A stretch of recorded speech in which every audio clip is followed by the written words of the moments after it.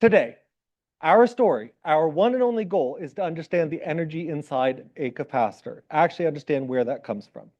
And this goes back to this central equation here, the voltage, which reflects the causes of electricity, the sources only, test charge little q, which reflects only that which feels, can be built up together into a total energy. Let me be very silly here and rewrite this equation. Therefore, energy equals charge times voltage. Charge times volt.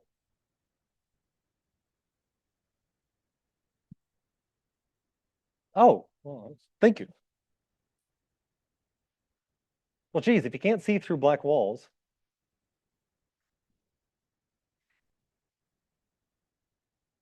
Okay. So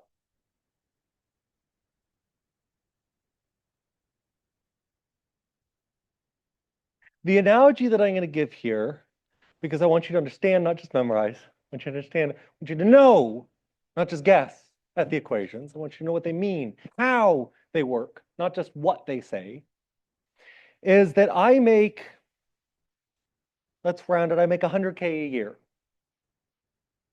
When I started off as a fresh-faced 12-year-old, I did not make 100K a year. I know you'll be surprised that washing cars. Wait, you guys, what are you? You're in your 20s, late teens and early 20s. You probably make what? Probably a shiny nickel an hour working the coal mines? Yeah? Okay. Well, it wasn't as bad as it is nowadays for my generation. But I didn't start making professorial salaries way back then. Can you say I'm 40 years old, so 40 years times $100,000 a year equals my total net worth? Again, if I make 100K a year and I'm 40 years old, does that mean I'm worth $4 million? No. Why not? Wait. No. Yeah, wait, can I not say that my total income over the course of my entire life is $4 million? Why not? Because I didn't always make $100,000 a year. When I started, I made a shiny nickel per week, right? Your current wages will, God's willing, not be your lifetime wages. If you multiply your current hourly rate times the number of hours left in your lives, you will not get how much money you're going to earn in your life. That's because we've got an economic depression coming and we're all going to die. Oh, I'm not supposed to say that part out loud. I'm sorry. What I'm trying to say is your earnings will change and we're going to pretend that it's in the upward direction. Right? If a rate changes, you can't just multiply the final value of the rate times the total time interval. I start at 0 miles per hour. I get going to 5 miles per hour. Okay, I don't actually know how fast I can run. What was my average speed? Can I just say 5 times, however long a time I ran is my distance? No, my rate changed. I started out at 0. I ended at 5. What was my average? 5 and 0 averages to 2.5. I could say that displacement equals V average. This is not voltage times time. Yeah, yeah, yeah, yeah. Do you remember this from day 3 of first semester? Now you can turn this into, you could turn this into V initial times time plus half acceleration times time squared. Remember that equation? Am I giving you flashbacks now? Tough. These two are both true statements. These are both equivalent statements. If you know the average velocity, you're just multiplying. If you know the initial and the acceleration, well, you've got the more complicated equation. Very importantly, if I speed up from rest, I do not just say it is not, it is not, it is not, it is never, ever, ever just V final times time. No. Exercise. Oh my God, I've got to remember elementary physics, not elementary physics, mechanics, kinematics. There we go, kinematics. I'm going to run From 0 to 5 miles per hour. I'm going to do a marathon and I'm going to run for 2 hours. How far do I go? Where does it go? I start at 0. I steadily accelerate up to a peak speed of 5 miles per hour. How far do I go? Google Form C. Again, I smoothly accelerate from 0 miles per hour to 5 miles per hour over a course of 2 hours. I'm really good at smoothly accelerating. How far do I go in those 2 hours?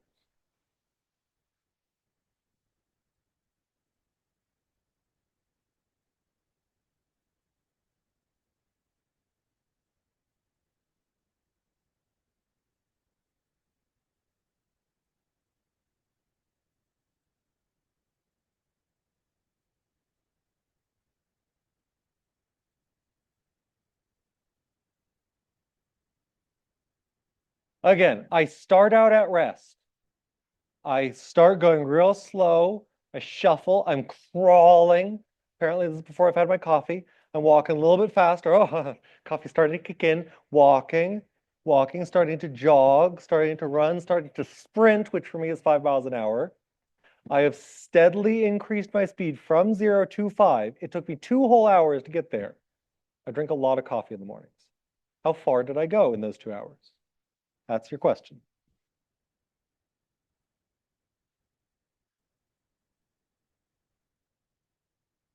5 million per house? Who could have put that? Troll.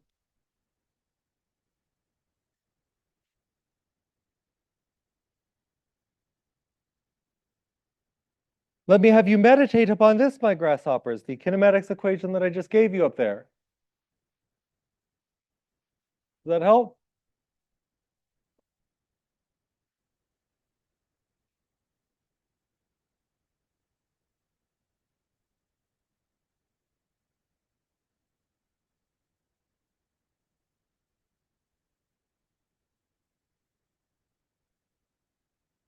Huh?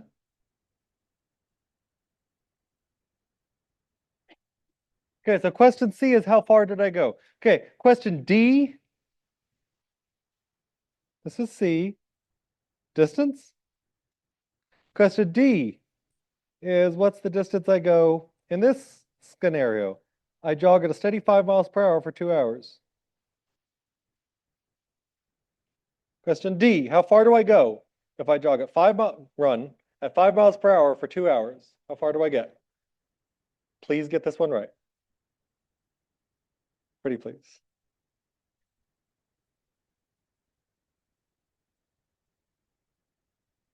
Incorrect, Marcos.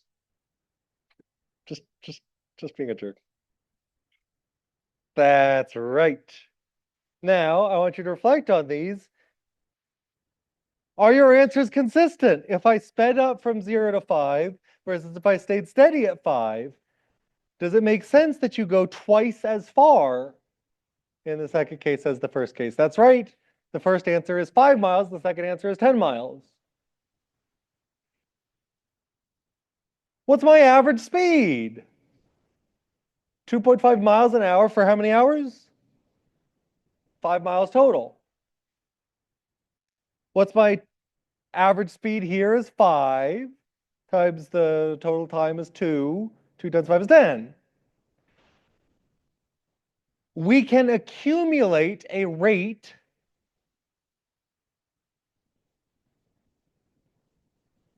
by finding the area under the graph. What is the height at this point? What is the y coordinate at this point? This is a 5 miles per hour height. What is the base? I am all about that base. Base of that triangle, not the treble of the triangle. The height should be called the treble. That would be hilarious. I'm going to write to whoever's in charge of that and insist that they define it as that. The base of the triangle is 2 hours. What do I get with the formula half base times height? 1/2 times 2 times 5 is 5 miles total displacement. What's the area of a rectangle? Base times height. 5 miles per hour height, 2 hours base, 10 miles displacement. Yeah? What happens if I go sinusoidally? No, we're not doing that. Not a calc-based class. Never mind. I now have another story to tell you, other than displacements, other than not earning potential, earning wages. My other story is that I have a capacitor. Of course I do. I'm a nerd. I charge the capacitor. The first eensy bitsy teensy weensy bit of charge on the capacitor, there's no voltage. Why is there no voltage on the capacitor when there's no charge? Ooh, Google form question. Google form question what? F. Why would there be no voltage on a capacitor without charge on it? E, sorry, this is E. Why is there no voltage on an uncharged capacitor? Excuse me, on an uncharged capacitor. Why can't I hide columns? Google form E. Why is there no voltage on an uncharged capacitor? I can't hide fields. Oh, whatever. And because there is no charge as a tautology. Okay, you're telling me that there's no voltage on an uncharged capacitor because it's uncharged. That's true, but why does no charge mean no voltage? What is it about charge that puts voltage on a capacitor?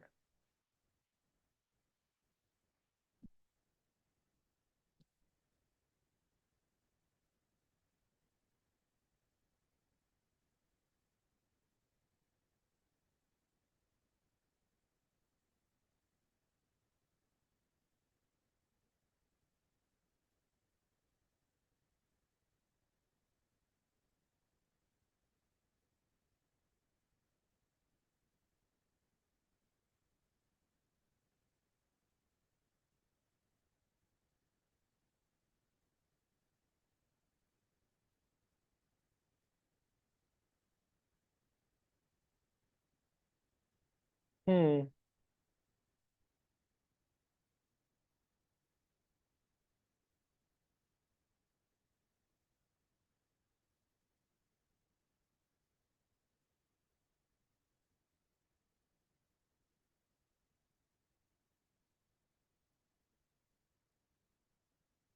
I have a balloon.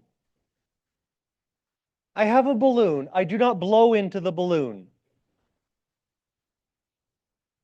Mostly because of your face. It's okay. Your mom's face makes up for it. I have a balloon. I do not blow into the balloon. Why is there no air pressure inside the balloon? So it's empty. So why? What is pressure? What is pressure? Pressure is the bulk result of the velocity of the air molecules bouncing around, pushing into my mouth against the latex of the balloon, whatever, or against the material of the balloon, whatever. Pressure is the result of having a gas occupy some volume somewhere. And there's that great formula, Pivner, it allows us to predict the pressure. But ultimately, there's no pressure in the balloon when you don't blow it up because there are no molecules inside to push back and cause that pressure.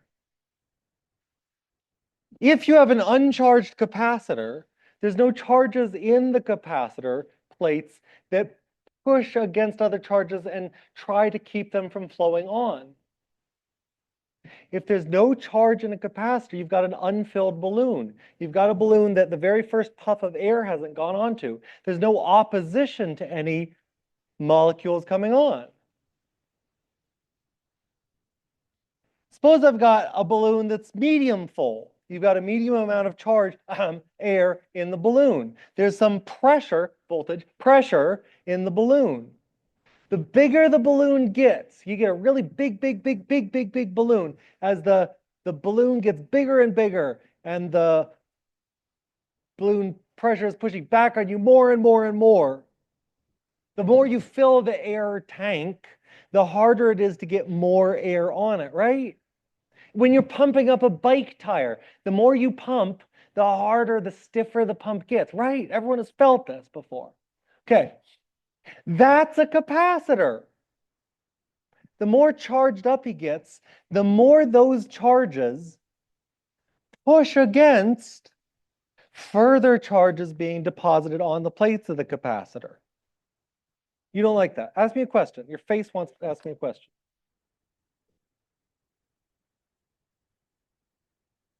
Charge accumulates because you have to push it on from some external source. Charge doesn't want to accumulate. I've got to use a battery or a circuit to push it on there. But yeah, there's charge. Plus is on one side, minus is on the other of the capacitor. I'm not sure that I'm answering what's the question inside your head, though. Half a second. Let me come back to you.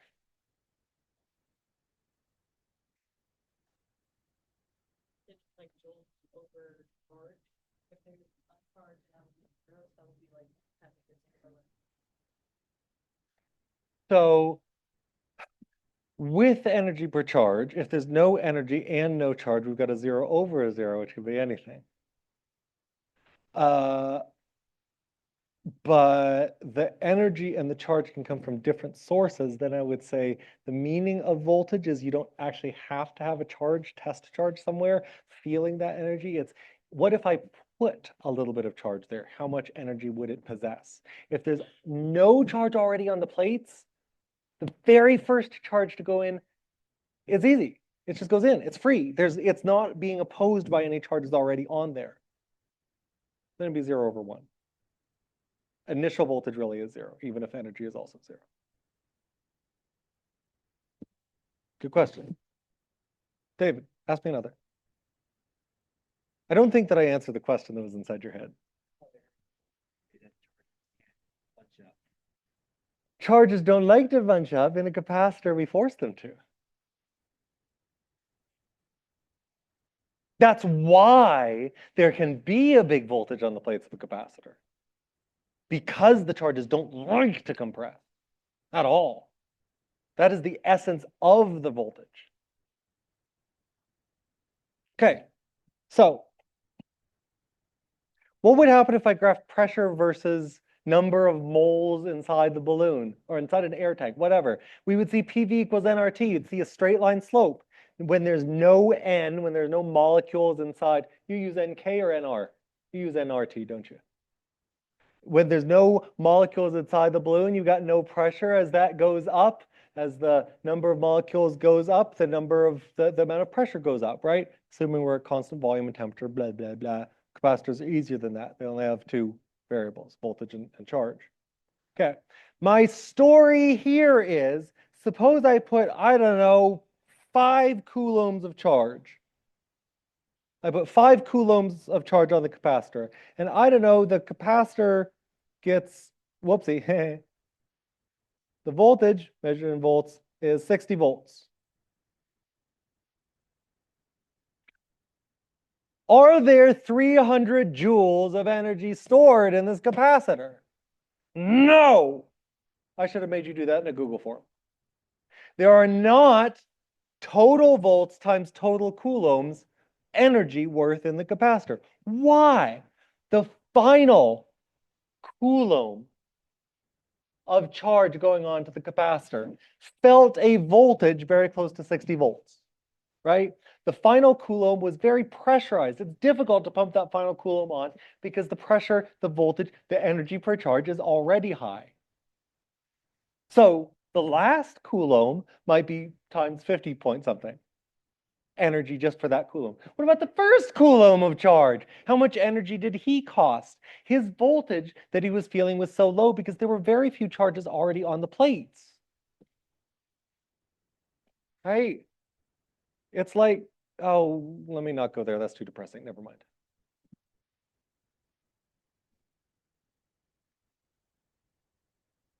Here we go. Here's a less depressing analogy.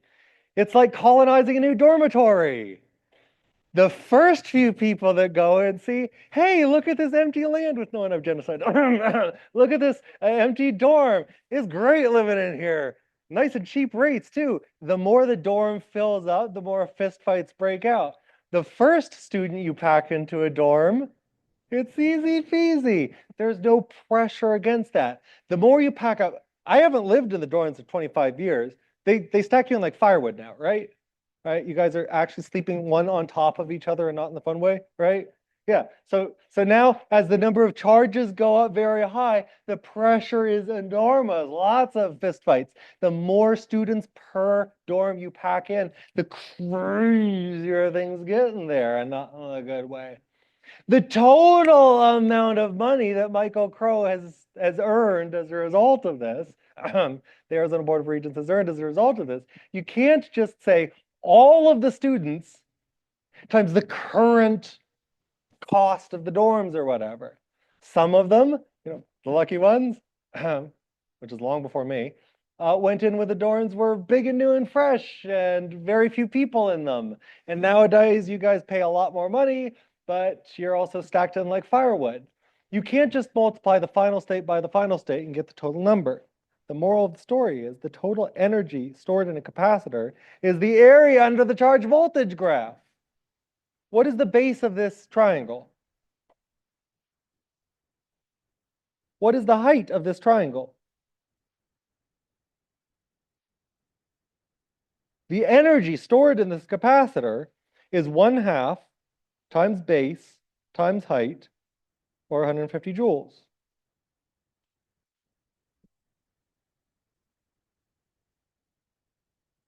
Why isn't it 5 times 60? Turn to your neighbors and discuss.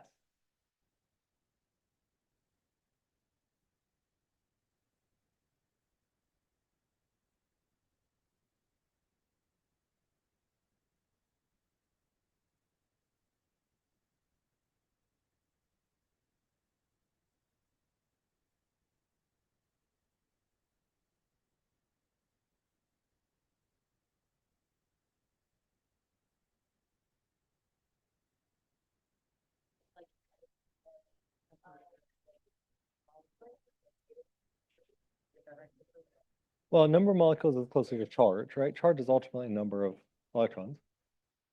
So charge is N. Voltage is pressure, electrical pressure.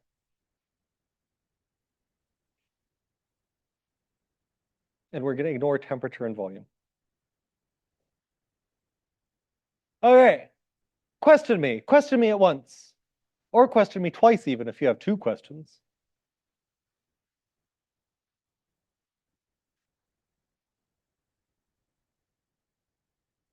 Once upon a time, I was taught in the very following way. Energy for 2 charges is QV. Energy for capacitors is half QV. And I hate this. This is where people don't know which equation to choose. I see 2 things with Q and V in them. Which do I use? Oh, if I don't know the meaning, if I don't know the context, if I don't know quién sea, no puedo hablar en español si no entiendo las palabras. I can't speak in a language if I don't understand its words. So, and the context of what the heck's a pronoun, right? Q refers to charge which is feeling an external voltage. This Q is the charge which is causing the capacitor voltage. That's why the half.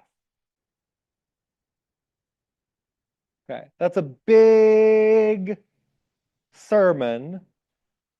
Let me ask for questions in the Google form because I don't know if you've noticed or anything, but this is important to me that people actually understand what they're talking about instead of just, yeah, I know some equations, but I don't know what they mean. I gotta give you a chance to Google for me. Question F. Ask me a question about what the heck this all means and why. Where are you confused? What's hard? What's easy? Don't say everything.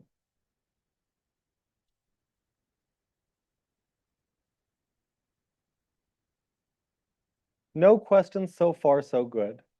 Okay. None. Is the slope current? Ah, good question. We can address that. What must the slope of charge versus volts mean?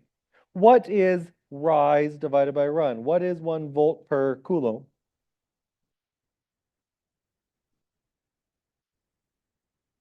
That would be coulombs per second. I don't know what volts per coulombs is? Nope. Joules are volts times coulombs. Can't also be volts divided by coulombs. Inverse farads. The slope of this reflects how bad a capacitor we've got. The bigger the capacitor, the shallower the slope.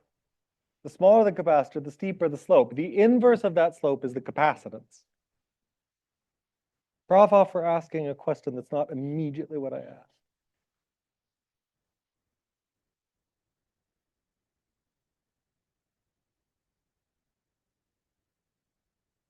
Okay, here's a straightforward one I can answer. What is the subscript on the U's? I shouldn't say two, I should say points. If I've got a point charge Q, feeling an external voltage V, I would call that potential energy U of the point charge, U point. U point. If I've got a capacitor that's got some charge on its plates, then I would use the letter subscript C to remind myself that this is the energy stored in a capacitor. That's what I mean by those point and C.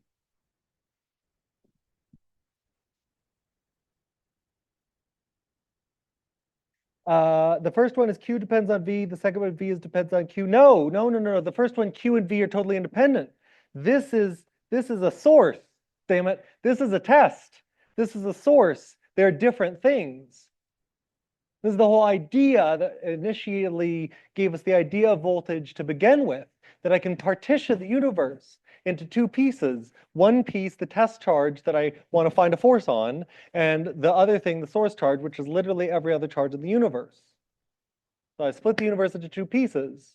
One is the test charge, two is all of the other sources that possibly interact with that. QV, when I've got two distinguishable things. Half QV. In a capacitor, where's the V come from? It's not an external thing. The V results from the charge on the plates of the capacitor. So this Q causes this V, and then that V pushes back on that Q, total energy, half QV.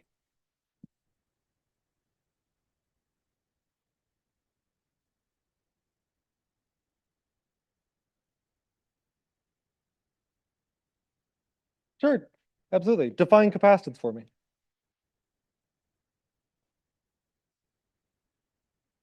Anyone? What is C? What is C always? Don't say 3 times 10 to the 8th or I'll smack you.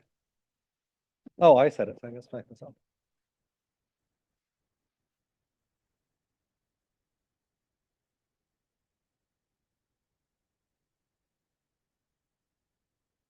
Capacitance is defined as the charge to volt ratio. How do you get the capacitance of a capacitor? That's when you use A epsilon over D. A epsilon kappa over D now. Okay, but the meaning of capacitance, its essence, the always true equation, no matter what you've got, if you've got some capacitance, then it enforces a linear charge voltage relationship. All right, look at the slope. What is the slope of this function? What is slope always? Rise over run, right? Rise is V, run is Q.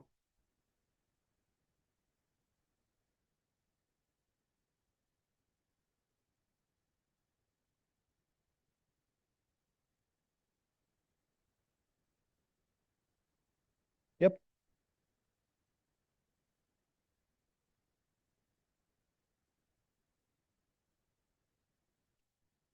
So summarize, slope of voltage as a function of charge is volts per coulomb, change in volts per change in coulombs. Capacitance is the coulombs per volt relationship. Inverse.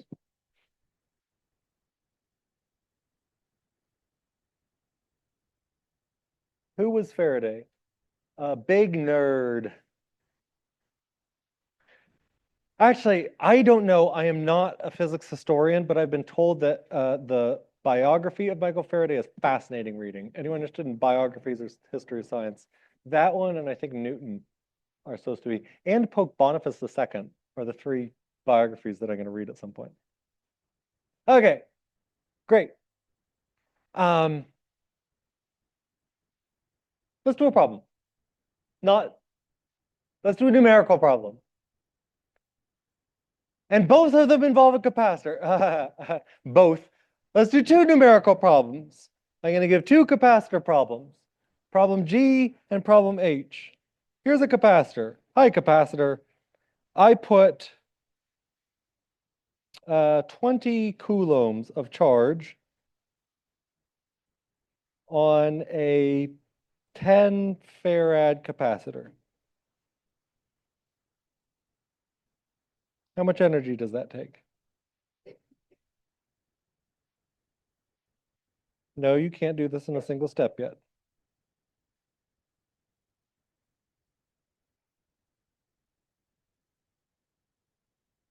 I then let 1 microcoulomb of charge flow off. How much energy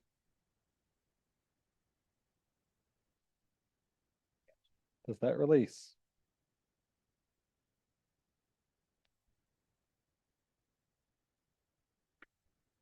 What is this? H and I?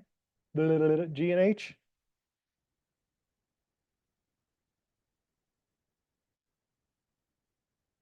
Please turn to your neighbor and argue which equation makes sense to use. Or equations. What applies in this circumstance?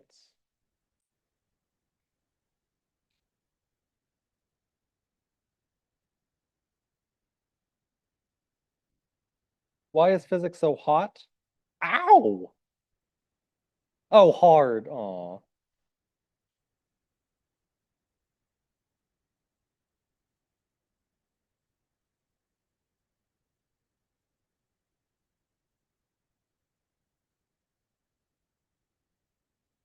Why is physics so hard? It's because we are machines for eating and reproducing.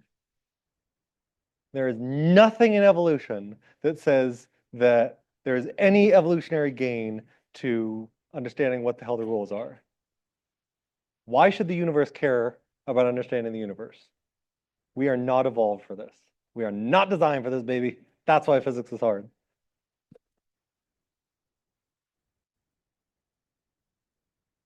Physicists are nature's tool for understanding itself, and it makes crappy tools for understanding itself. Anyway.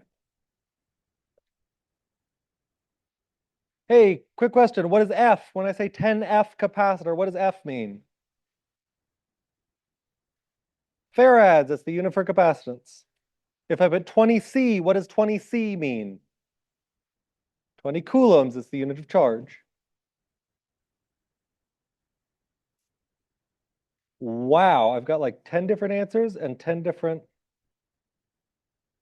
answers.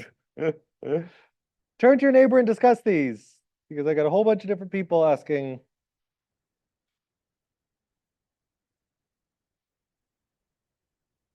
Oh, I should say question mark. Oof.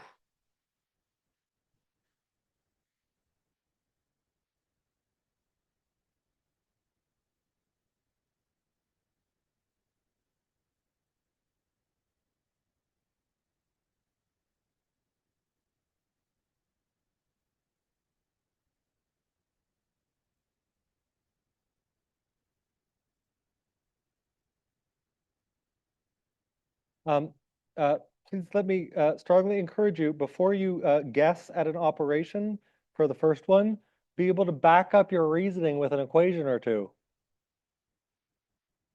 Don't just multiply or divide numbers for funsies. You need to be able to justify why are you using multiplication or division.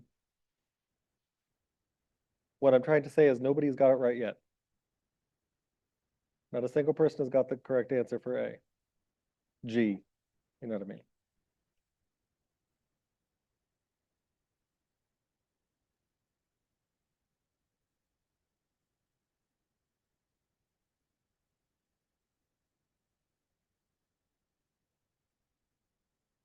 Jigsaws.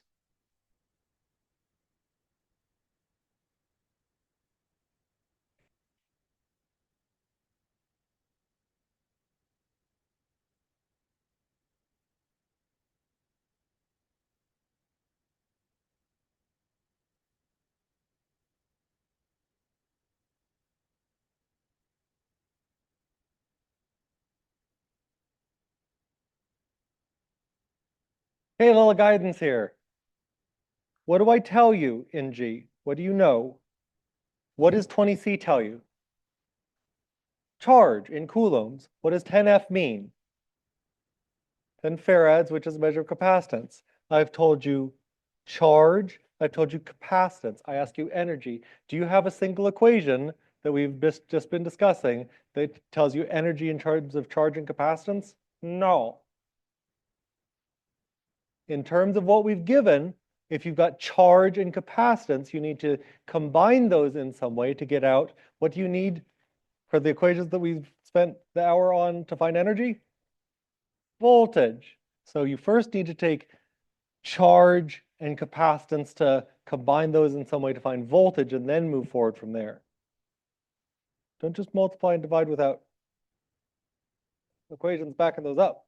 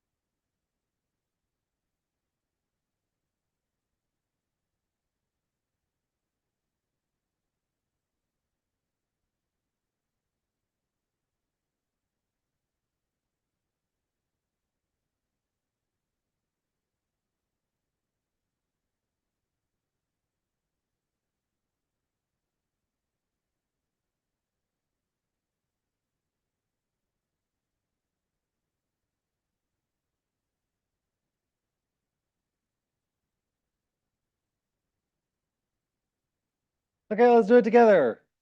What is the capacitor energy equation that we've been spending an hour on? What have we just been talking about? Half QV. The meaning of capacitance is Q over V. We need both of those puzzle pieces. Write this down. Energy stored in a capacitor. Come on. Come on, Apple Pencil. I know you love me. Why don't you act like it?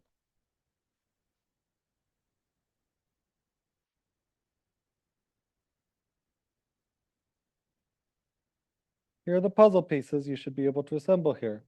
You need to know the energy stored in a capacitor is half QV. You need to know that these are not Q and V. What are they? This is Q and this is C. So what's the relation between Q, C, and stuff?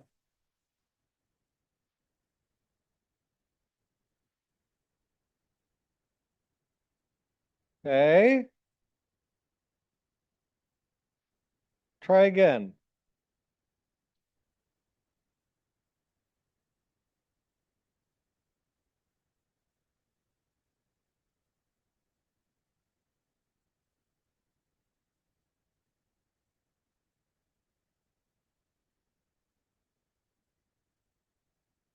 Well, there are people are getting it right. Okay. Phew.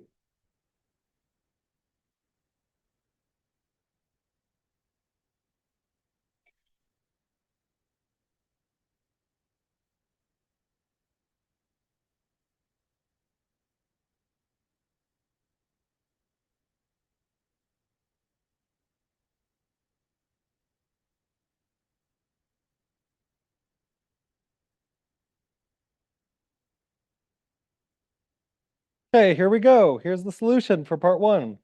If I know a relationship between Q and C is Q equals CV, that's going to let me find voltage. Voltage is charge per farad. So what? V equals Q, 20, divided by charge, capacitance, which is 10, equals 2 volts. Voltage is 2 volts. I can now go back over here to this equation and say voltage is 2 volts, charge is 20 coulombs, 1/2 times 2 times 20 is 20 joules.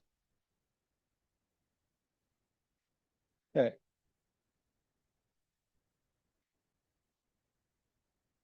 Turn to your neighbor and discuss for 2 seconds. What's going on here? What do you have to do?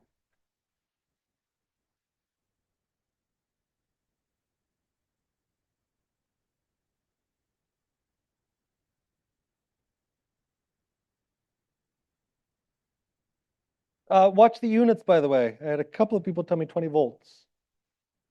Actually, several people tell me 20 volts. That's not even getting to Marcos's units, which is technically correct. Okay, question me about part 1. Part G, I should say. Why did I know that I could apply Q equals C over V? Q equals C times V. That's a definitional equation. You could always apply that. If you know the capacitance and you know the charge, the voltage is guaranteed.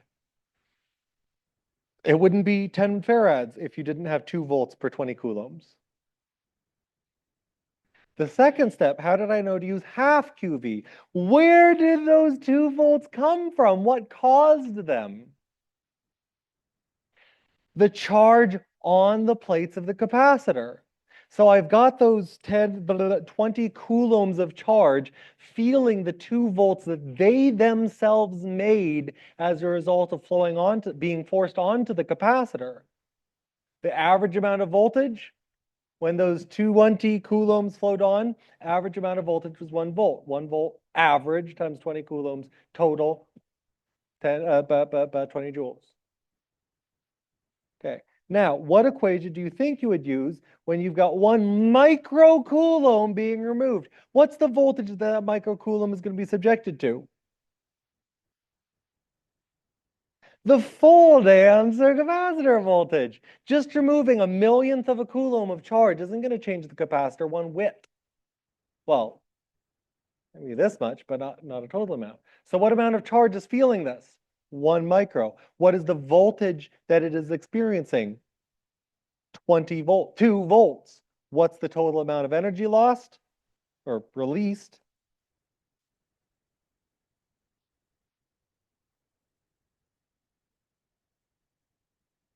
I can count. Yes, 2 volts.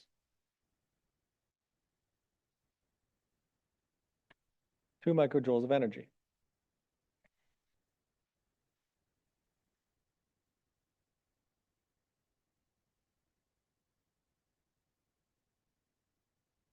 Why didn't I multiply by half? All of that 1 microcoulomb feels all of the 2 volts of energy, voltage. You haven't changed the voltage on the capacitor by releasing that microcoulomb. I mean, by a millionth of a part, sure. 1/10 millionth of the charge changes the voltage by a factor of 1/10 millionth. So effectively, 2 times 1 micro. What happens if I keep releasing 1 microcoulomb at a time, a million times, a billion times?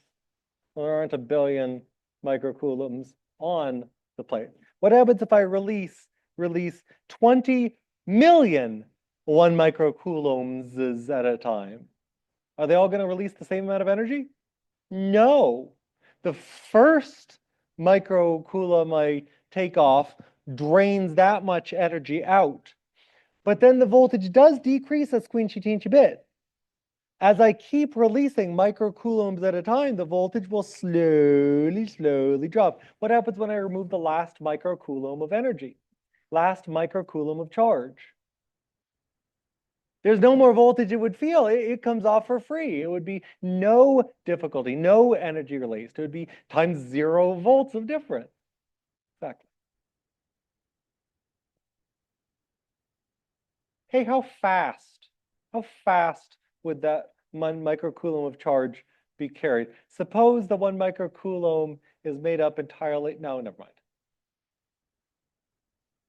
Do you guys still remember the kinetic energy formula? Half m v squared, v for velocity. If I were to ask you a question about transforming potential energy into kinetic energy, could you find a speed? if you know that you've got this much energy, would you be able to find a velocity? Don't get your velocity confused with your voltage. Careful. Okay. What if I checked the time? What if I checked the time and we're at 15 minutes till? Now, I want, rather than go into more, I want one more round of you to ask questions of each other, then turn to me.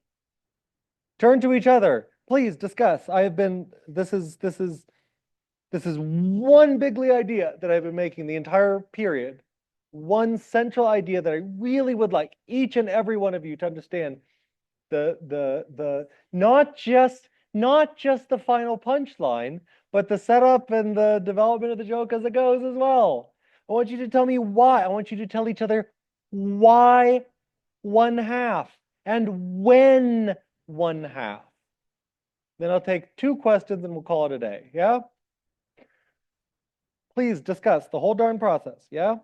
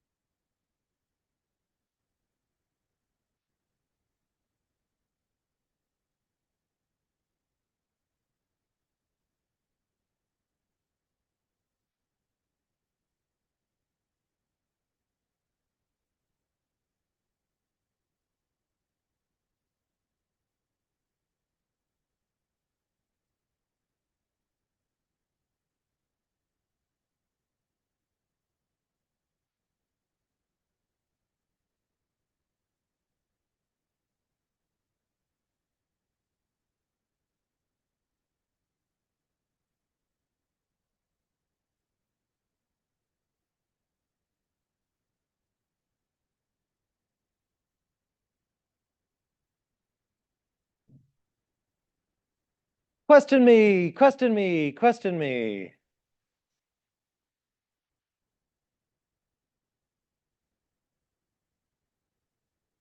You guys are still alive. 3 o'clock class was so here in deadlights, deer in headlights. Maybe here in deadlights too. It was impressive. Remember, what's half the exam on? Whether V is not or equals IR. When does V equals IR apply? When you've got a resistor. When doesn't V equals IR apply? Literally any other time in the universe. What is V always? Energy per test charge. Okay, you know what?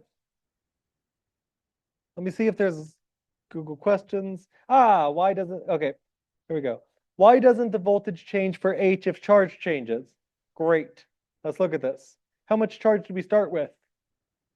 20 coulombs. How much charge did we end with?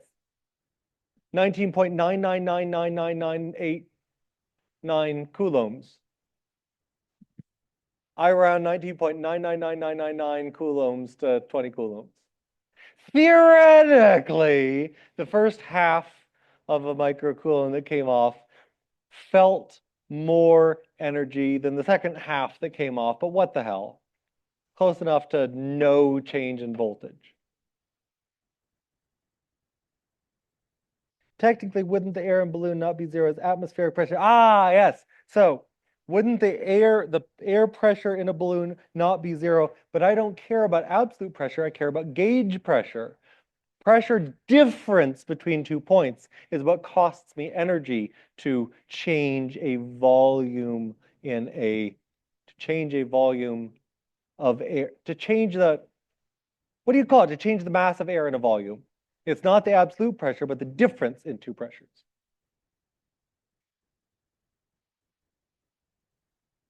Okay. Finally, can I explain why u equals qv is a constant slope and wait, I don't understand. Question, can I please, if this is you, please re-explain because I don't understand what you're asking. Why is u equals qv a constant slope and not 1/2? What do you mean by constant slope? I'm not sure. I'm not sure. So if you asked, can you explain again why u equals qv is a constant slope and not a half? Please be more specific or ask in different words. So there are a couple of things that you could be asking, a couple of different questions that could mean. I asked you my question in person. Yes, you did. Good job. Okay, so I'm going to say that's the end of class. If you have further questions or are the person that asked that question that I am curious to know what you're wondering, stick around. Otherwise, you're free.